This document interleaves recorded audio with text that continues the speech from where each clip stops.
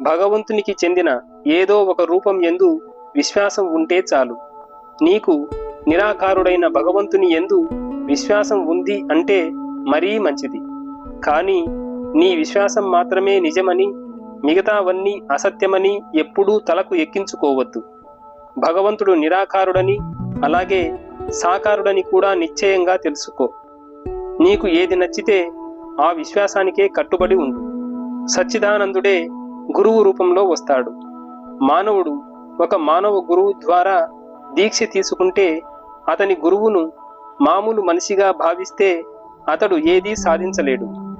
గురువును దైవం యొక్క ప్రత్యక్ష రూపంగా భావించాలి. అప్పుడు మాత్రమే గురువు ఇచ్చిన మంత్రం యందు శిష్యుడికి విశ్వాసం ఏర్పడుతుంది. ఒక్కసారి విశ్వాసం ఏర్పడితే ఇక ఆ మనిషి అన్నీ సాధిస్తాడు. శ్రీ రామకృష్ణ పరమహంస.